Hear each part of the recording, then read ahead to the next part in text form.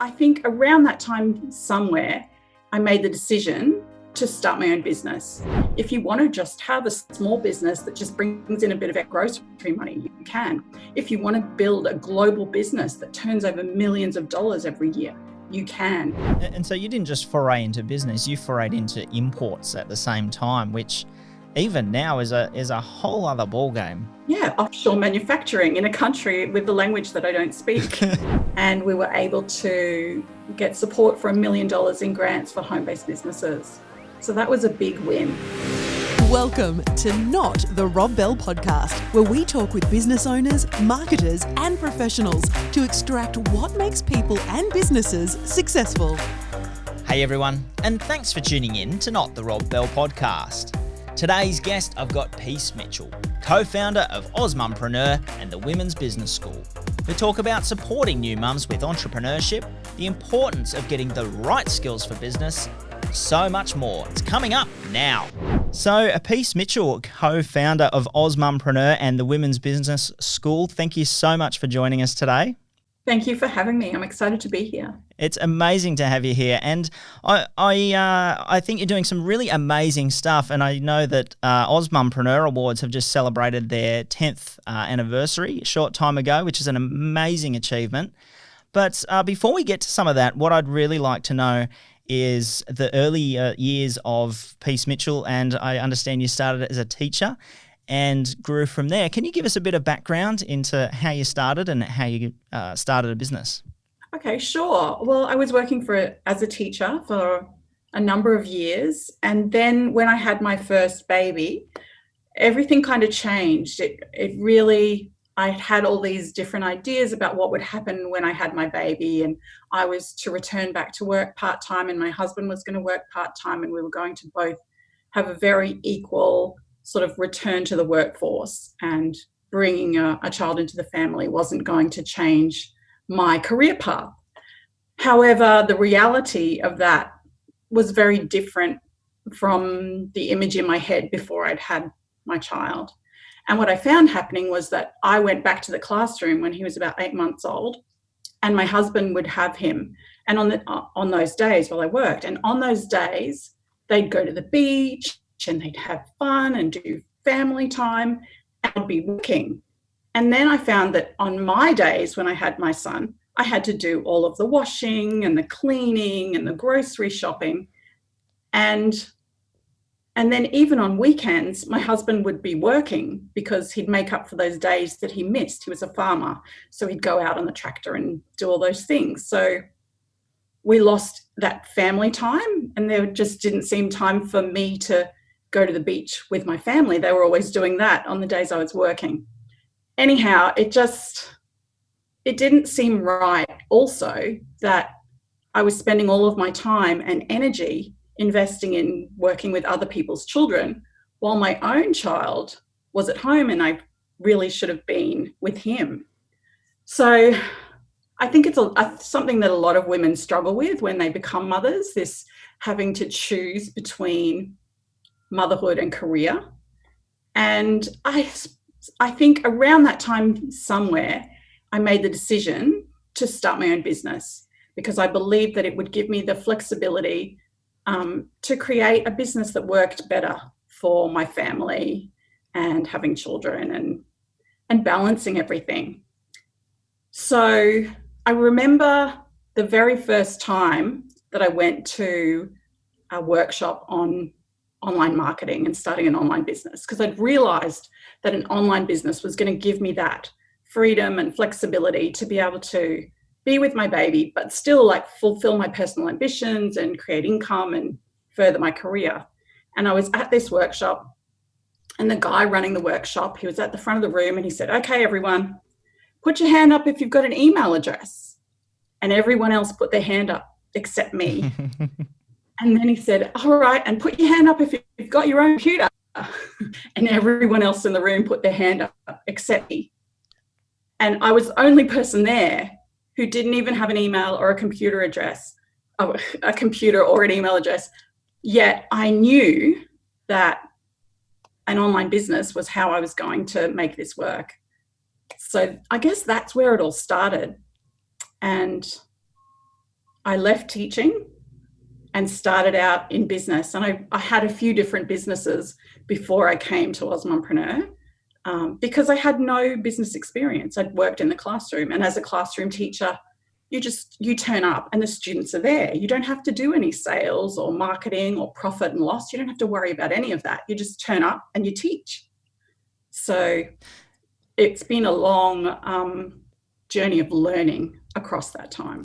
It's certainly a very, very different environment going from the classroom to owning a business. And certainly even the technology side, it's, I think, thinking about email addresses and websites and things the way we do now is perhaps how we will think about virtual reality in 10 years time. Who has a VR store, and so maybe I think that's probably more more relevant for when you started than maybe it is now. But so I understand that you started doing embroidered bikinis as the business. Was that at that period? Yes, I decided to go into fashion. I had no experience in the fashion industry, and I thought that would be a good idea. And so what were some of the unexpected realities of that? Obviously, you had a product, and no doubt a good product, but what were some of the unexpected sides of that coming into this, from with no background in technology or business? I've looking back now, I learned so much from that first business and the failure of that first business, because the reality is that business failed because I didn't have a support network around me or people that I could reach out to get the advice and help that I needed to be able to move forward. So it was way back before social media was even a thing. Of course. So I couldn't just jump onto Facebook like you might now and say, okay, who's got a manufacturer contact in China who knows how to do Lycra? There was none of that. You had to literally do it and then go to Alibaba and just hope best. I didn't know who to ask to get a personal recommendation for a manufacturer. And so I just Googled, sent an email, someone replied to it. I was like, great, let's get samples done. And I got the samples back and they looked nothing like my designs, like light years apart. It was a mess. And I think at that point, I kind of just gave up. There was no one. I was living in Innisfail in Far North Queensland, and there was no one in my local area who could really give me the advice and support I needed. And so that was another thing. I lacked the business skills of what to do, but I lacked the support from people to reach out to, and get those recommendations and advice that I needed and the questions answered. I had so many questions, but no one to help me answer them. And so you didn't just foray into business, you forayed into imports at the same time, which even now is a whole other ballgame. Yeah, offshore manufacturing in a country with the language that I don't speak. Yeah. Product design, I didn't know how to sew. I did a TAFE course to learn how to sew, and I didn't know how to do pattern making. I knew how to do embroidery, Sure. But as far as the bikini side of it, I had no idea. So there were lots of learnings. And no doubt there was a massive education that came out of that just by doing and trial and error. But is that what then fostered your movement into Ozmompreneur in order to try and facilitate this support network that you were really hanging out for when you were doing it? Yeah, absolutely. I was running the bikini business, and my sister at the same time started a stroller design business. So again, she was into manufacturing and importing, and she got samples from China as well. And we realized that it was really hard to do this on our own, that together we could do something and have a better impact and be more successful. And yes, those learnings that we both had, that it's really hard to get the information, you need to be able to ask questions, and you need to have that support and community around you, because when you face hard times and challenges and obstacles, if you're on your own, there's nowhere to go. But if you've got a community around you, you can reach out to someone and say, I'm stuck, I'm having trouble, I need help here. And often it's just like a different perspective saying, well, actually, things aren't that bad. Have you thought about trying this? That can help shift your mindset and really put you back on track. That's really cool, and no doubt, working with your sister Katie has some challenges and benefits as well. Having any co-founder certainly has that. But was there a very similar need that she identified in terms of what you created with Ozmumpreneur, or did she have a slightly different perspective on things and they sort of added to each other? I guess we started in the nonprofit space. So we both started out being very passionate about playgroup. That's where it all really began. We founded our own playgroup together, her and I and a couple of friends. And then through that evolution, we started a nonprofit organization called Mothers Helping Others. Okay. And it was as part of that we found our purpose, I would say. And we realized that by supporting mothers to be happy and fulfilled and well and healthy, you were then able to impact the rest of the family and then the wider community. And then, the ripple effects of that go out beyond that.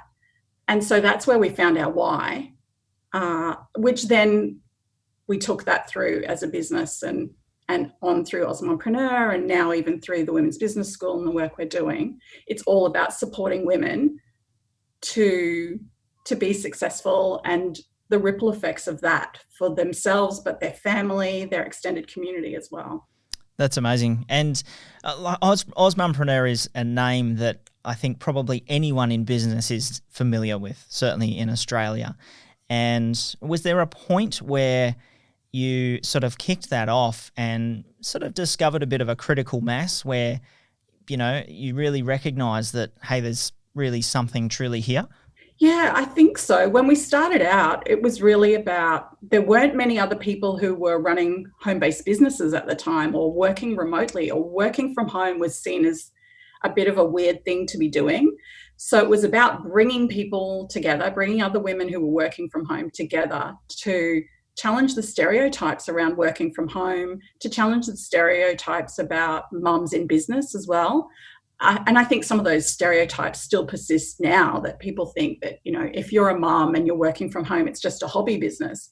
But actually what we've found is that there's plenty of millionaires out there who are mums who are running their business from home. And every year through the Ozmumpreneur Awards, we're uncovering these incredible women doing big things and running these businesses. And I think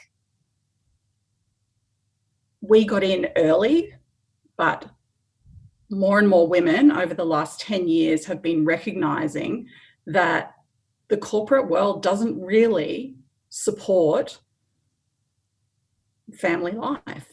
Once you have a baby, that 9 to 5 is a very strict structure that doesn't necessarily work anymore. It doesn't make sense.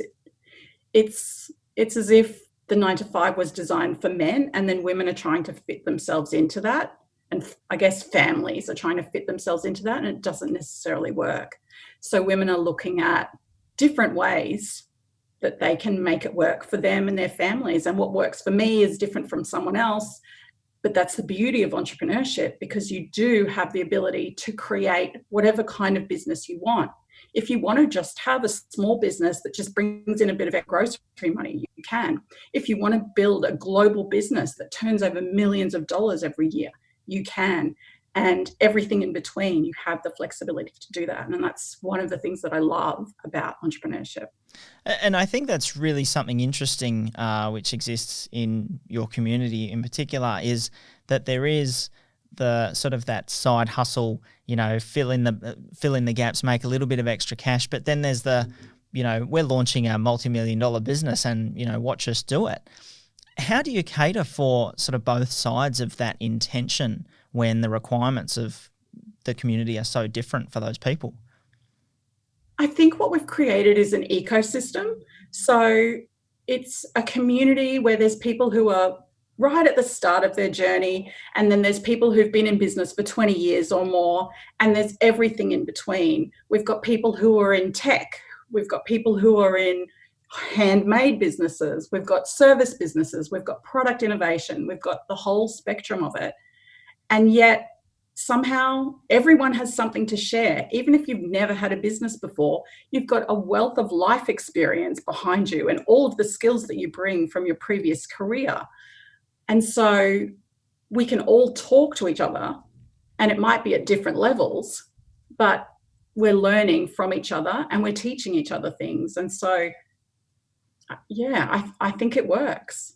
It's certainly really cool to watch. And on the business side of, say, Ozmumpreneur itself, I'm really curious to know, we look at the media exposure that Ozmumpreneur has had, and, on major TV networks, primetime news, major newspapers around the country. Was that a deliberate lead in terms of growing Ozmumpreneur, or did the media find you after some success? We've always had quite a strategic approach particularly with the Ozmumpreneur Awards and the media strategy. So as part of the awards process, every single nominee is given a press release template, which they then submit to their own local media. And so I really see it as a win-win for them, the business owners, but also for Ozmumpreneur as a brand, because they're getting their story in the paper, they're getting their photo taken, but throughout the article it talks about Ozmumpreneur and why we're celebrating and recognising mums in business. So yeah, our media strategy has been very deliberate and intentional. And every year we've worked with PR specialists to help us to get media opportunities for our Ozmumpreneur of the Year winner, but also to get media opportunities for Katie and I to be speaking and on TV and things like that. I think it's a very interesting strategy, and probably quite brilliant in its simplicity too, because I think when we think big business or large organisation, we may discount regional media in particular, but an award for a local business in regional media could actually be front page news for a local newspaper, and that can still represent hundreds of thousands of people. Was that really the intention, or did it just prove the concept after it started happening? I think yes. I think always when we created the awards, it was about looking at different ways that people would win from being part of it without literally taking home the trophy. So even if you were a finalist, if you leverage the media opportunity, you could see lots of benefits from being part of this awards program. And what we found was we encouraged people to send it to their local media, but often they'd also just get lucky. They'd send it to the project and end up on TV. So there was lots of opportunities for people as finalists and then as winners as well. So I guess, again, the ecosystem, there were people who were starting out in business who didn't win the first year that they were in, but they did get a media appearance, or they were on the radio, or they met some of the other finalists and got a photo together. So there's lots of benefits to it. I think it's really quite interesting to see that happening. And I think in a digital age, we can overlook mainstream media too readily and underestimate the power and just how accessible it is with an intelligent strategy like you've executed. And so Ozmumpreneur is also has some, are they sponsorship partners, say St. George Bank and things like that? Can you give us a bit of a riff on how that came about and what role they play in the success of Ozmumpreneur? We've had a really incredible relationship with St. George Banking Group over the years. So St. George Bank, Bank of Melbourne and Bank SA, the three brands. And for us, it's always been about the relationship and building that relationship. So we've had dedicated Ozmumpreneur bankers. We would invite female business bankers to come to the event. We would have one for each of the states around Australia, so that the members, if they needed to talk to a business banker, they could talk to a woman who they could trust in their own state. And it was all about developing those relationships and connections rather than just putting the brand on the awards. It was a more holistic strategy. And that's been really powerful for us and for St. George. And that relationship continues today. We've been with them for probably 5 or 6 years. And they're such a great supporter of us. And always talking positively about us and giving us opportunities. And likewise, we're supporting them, and our members are recommending the bankers. So it has been a really successful partnership in a true partnership sense of the word, rather than a sponsor sense of the word. I think that's certainly very important, and certainly in entrepreneurship, traditional banking can be viewed as a necessary evil or something as well. But being able to have some really good discussions with dedicated people who understand the entrepreneurial space a little bit more, certainly going to benefit everyone in the long run. So that's really amazing. So if we switch gears a little bit to the Women's Business School, it feels from the outside looking in that that's essentially the formalization of training for entrepreneurship and women in business. Can you riff a bit on that, how that came about? Yes, so through Osmompreneur in the early days, we were running short courses on business. But what we realized and what we heard from the women in the community was that they wanted to learn more. They wanted more from a program, and they were looking for business education. But what they were seeing in mainstream business education were things like the MBA or the Diploma of Business. And the Diploma of Business is a TAFE level certification. However, it requires 20 hours a week of study. And I don't know about you, but anyone with young kids who's trying to run a business does not have an extra 20 hours a week for study.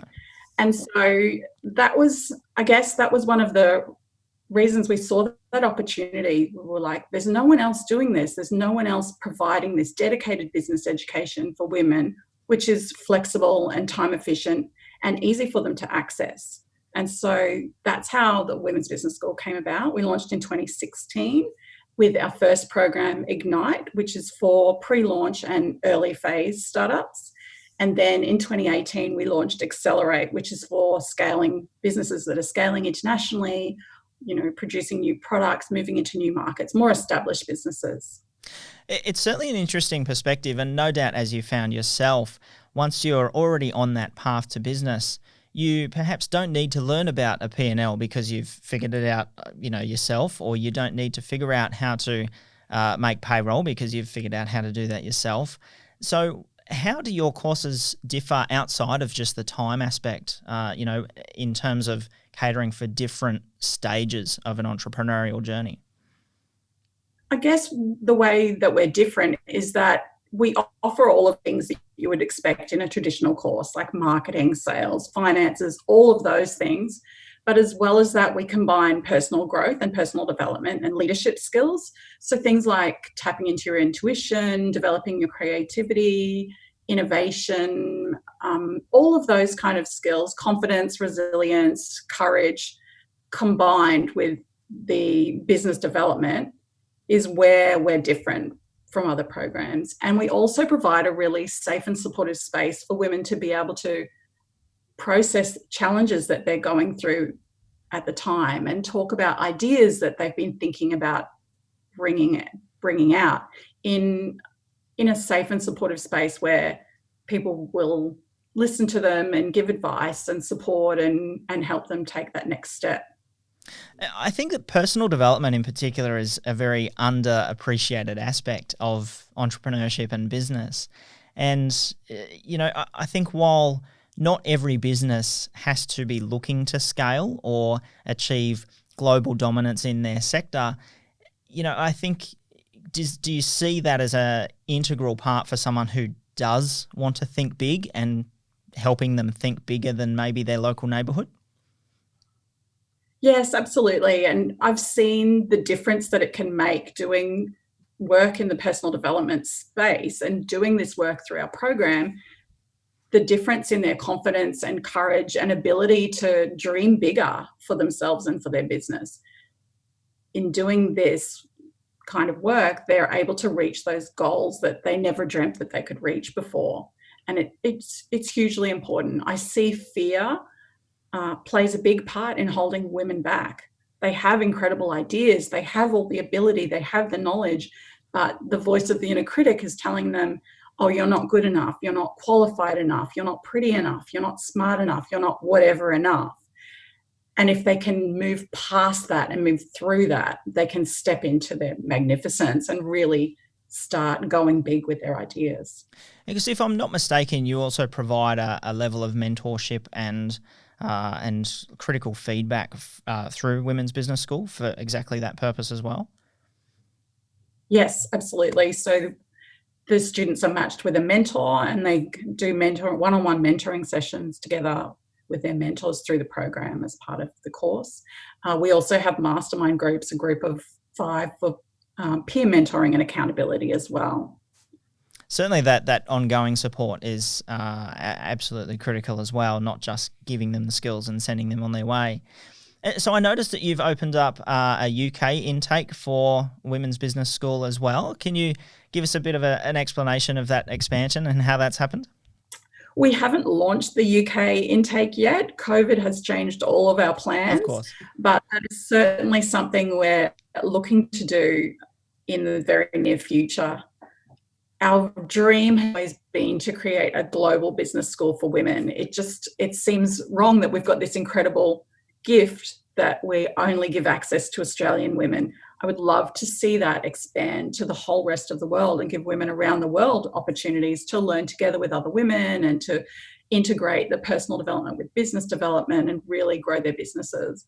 So we're continuing to look at ways to expand and how we do that as a brand. Certainly COVID has some challenges, but no doubt those wheels will start to turn again very shortly. I wanted to sort of take a bit of a segue. I understand that you've helped facilitate some sort of legislative changes and managed to get $1 million from government in terms of support for small business. Can you give us a bit of a story on exactly what that was and how that came about? We're really passionate about advocacy and the need for the government to recognise the work of women in business and women in home-based business as well. For many, many years, it was very overlooked. I guess because it was such a new industry, women starting businesses online, the whole online space really is quite new in the scheme of things. So we've been passionate about contacting our local members, our state government, federal government, and saying, we've got these women here, they are bringing millions of dollars into the economy. How are you supporting them? What are you doing? Where is the help to get these businesses off the ground? Because what we've been seeing over the last few years is an investment into tech and startups and accelerators, which are typically based in Sydney, Melbourne, or Brisbane. So they're only accessible if you're in the capital cities. And when I looked critically at who some of the participants were in these programs, there was a very high percentage of all male teams and teams with no women in them, or like 3 men and 1 woman in them. And so it's really important that not all of the government funding just goes to men. Some of it needs to go to women as well. But that can't happen unless women are speaking up and saying and advocating for us, like, we need to be investing in women. It's important. So this was a few years ago. I can't even remember what year it was now. We spoke to the Queensland government. We worked with the Treasurer at the time, Curtis Pitt, and Kate Jones was the Minister for Innovation. And we were able to get support for $1 million in grants for home-based businesses. So that was a big win and pretty exciting. That's a huge win. That's absolutely phenomenal. I think it can be underestimated, the power of enacting some sort of legislative changes or recognition. And we certainly know that government as a whole can be a little bit slow to respond to tech innovation, and even with things like COVID, with stimulus and all the rest, the way that they measure business and the way that they treat different businesses, there's certainly things that fall through the cracks. And I think the advocacy that people can do really helps shape, that for the better in the long term. So obviously, Women's Business School is playing a really important role in upskilling and fostering that growth. And there are a few sort of success stories that you can give us examples of. Yeah, absolutely. We've had over 300 women through the programs now, and it's been incredible. What I love is being part of their journey and seeing them go from, this place where they're kind of starting out and they've got big ideas, but they don't know how to get there, and then seeing them just exceed all of their own expectations and really take it so far. An example is one of our students was working in publishing. She loved writing her own books and then started doing publishing for other people. She's on track to make her first $1 million this year. Amazing. She's now working with very high-level international authors. She has so many clients now, and she is always giving back to the community as well. So she works as a mentor with our students. She's published a number of our students' books as well. And it's just beautiful seeing that relationship continue to grow and blossom over time, and she's just going so well. That's really cool. And you sort of had touched on it there, but do you see examples of that community being able to grow as a whole, such as, the example you just gave, helping serve the community as well?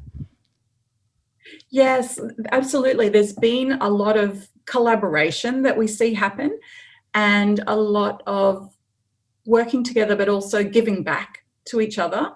Within our community, there is a lot of this sense of supporting each other and helping each other rise and helping each other on that journey.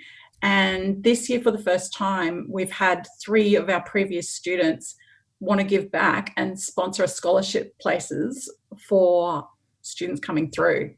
So it's pretty incredible that they've gained so much from doing the program themselves that they want to give that opportunity to someone else who's coming through.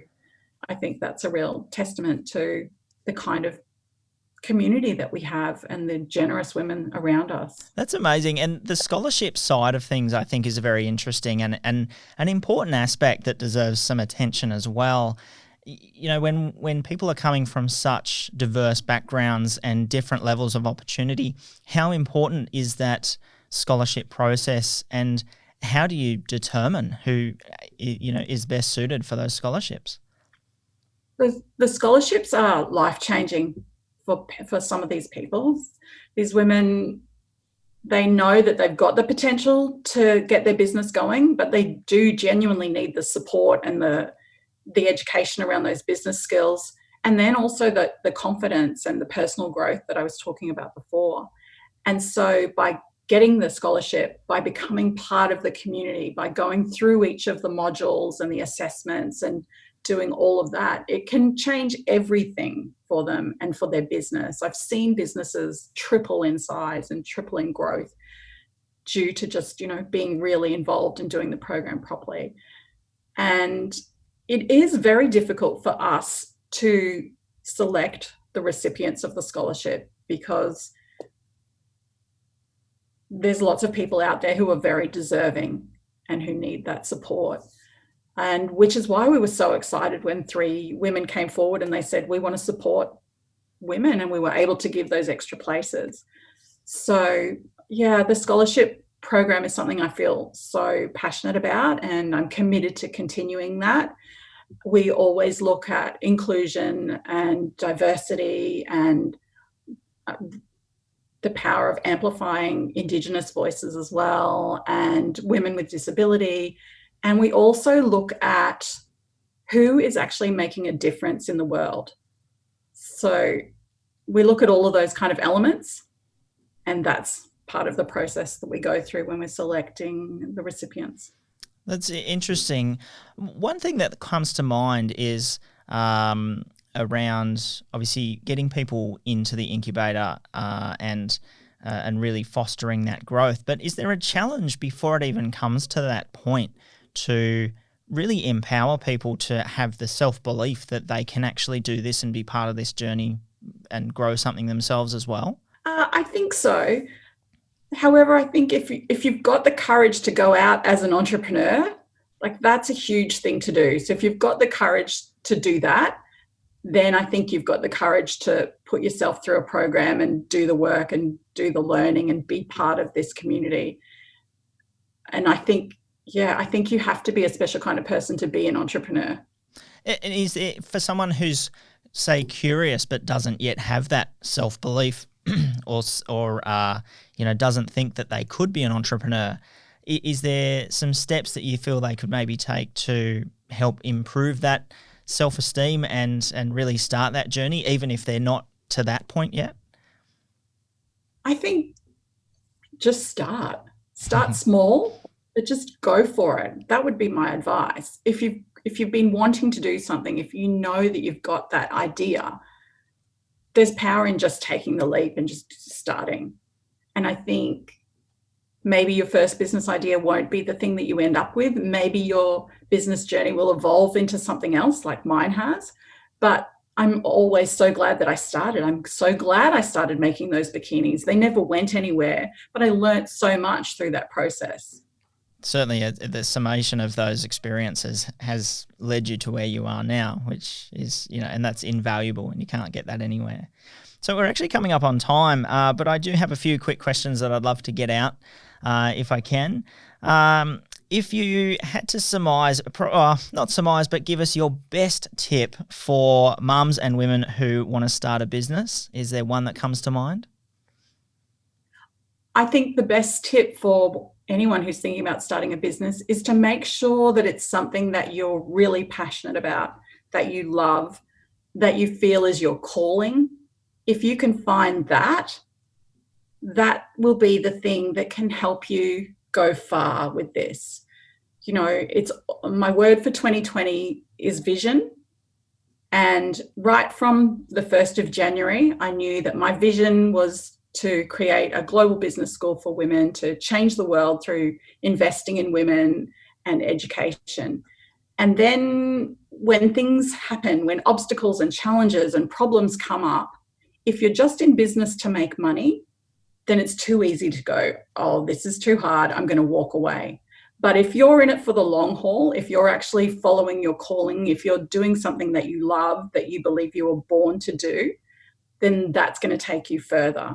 So I think that's my number one tip. Make sure that when you choose what you're doing, it's something that you truly love and believe in and can get behind and will do whatever it takes to get there. Certainly vision is an amazing thing to have in business, or actually essential for good business. But if we think about the power of, say, hindsight and something that if there was a piece of knowledge that you have now that would have helped you with your bikini business back when that was running, is there something that may have changed that outcome? I think if I look back at my first business, what would have changed the outcome? Perhaps choosing something that I believed in and that I was passionate about would have made a big difference. But also realizing that I needed to invest in education as well. I just went in blindly. I was like, I'll just make these bikinis and get them manufactured and then I'll put them into shops, without ever thinking that I needed to know about business and how business works. So yes, the education, but also choosing something that actually had a meaning. I was just making bikinis because they looked pretty. There wasn't a real meaning behind that. Certainly there's a balance there, no doubt. So we're actually out of time, but is there anything that you would love to share with our audience about Ozmumpreneur, Women's Business School, anything at all? The nominations for the Ozmumpreneur Awards for 2020 are now open, and I would love to see women from all around Australia entering those awards. That's amazing. And so, Peace Mitchell, can you tell us where they can find Ozmumpreneur, Women's Business School, and any other websites that are relevant? So ozmumpreneur.com. We have Facebook page and Instagram for Ozmumpreneur. We also have the Women's Business School on Instagram and Facebook, and the website, thewomensbusinessschool.com. Certainly doing some amazing things, and I look forward to seeing the outcome of the next awards as well. Peace Mitchell, thank you so much for your time. Thanks so much for having me. It's been wonderful chatting with you. It's been amazing. Thank you. There you have it. I hope you really enjoyed this episode, and if you did, please like it, share it, or leave us a review on your favourite platform. It helps us show more of this content to people just like you.